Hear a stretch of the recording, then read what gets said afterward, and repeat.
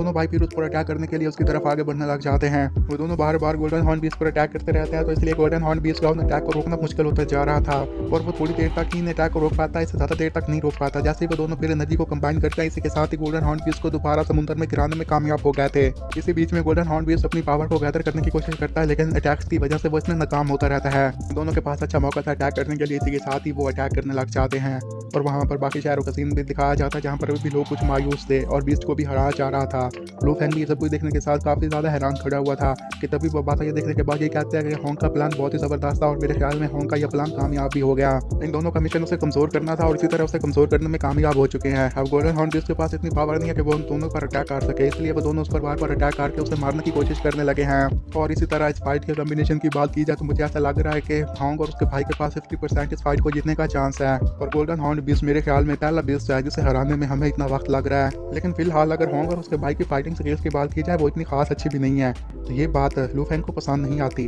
तो वो बात उसे कहती है कि तुम मुझे गलत मत समझो, मेरे कहने का ये मतलब है कि गोल्डन हॉर्न बीस्ट दोबारा खुद को हील किया है, तो इसलिए वो अभी बेबी फेस में है, वो भी एक्सपीरियंस नहीं है, तो इसलिए दोनों के पास अच्छा चांस है, वो उस मौके का इस्तेमाल करके उसे मार सकते हैं। लूफेन जब ये सुनता है कि वो अभी बेबी है, तो ये सुनने के साथ काफी ज्यादा हैरान हो जाता है और कह रहा है कि क्या तुम्हारे कहने का क्या मतलब कि वो भी एक बच्चा है, ये बच्चा हमारी जान ले रहा है और तुम कह रहे हो कि ये बच्चा है, उसने इतने सारे इंसानों को मार दिया। और ये कहते साथ वो भी फिर आगे बढ़ने लग जाता है। फिर गोल्डन हॉर्न बीस्ट को दिखाया जाता है जो कि हवा में उड़ता हुआ वहां पर खुद को हील करने के बाद जैसे ही पावर को गैदर करने की कोशिश करता है, इसी के साथ ही उसकी पेट में से रोशनियां बाहर निकलना शुरू हो जाती हैं। वो काफी ज्यादा वीक पड़ चुका था, इसलिए समझ में नहीं आ रहा था कि वो क्या करे, वो काफी ज्यादा हड़बड़ाया हुआ था और जो लोग स्क्रीन पर ये सब कुछ देख रहे थे वो यही दुआ कर रहे थे कि इसी तरह हड़बड़ाता रहे और बहुत जल्द मारा जाए ताकि इससे हम बच सकें। तो लेकिन अभी भी स्क्रीन पर लोग सर्च कर रहे थे कि होंग और उसका भाई कहाँ चले गए, उन्हें अभी तक नहीं पता चल पा रहा था कि वो दोनों कहाँ हैं। प्रीवियस अटैक के बाद वो दोनों कहीं नजर भी नहीं आ रहे थे, इसलिए लोगों को उसकी भी टेंशन हो रही थी। फिर गोल्डन हॉर्न बीस्ट को दिखाया जाता है जो कि अभी भी वहां पर पावर को गैदर करने की कोशिश कर रहा था, लेकिन जैसे पावर को गैदर करने लगता है उसी के साथ उसके पेट में काफी ज्यादा तकलीफ होती है, जिसकी वजह से वो पावर को गैदर नहीं कर पाता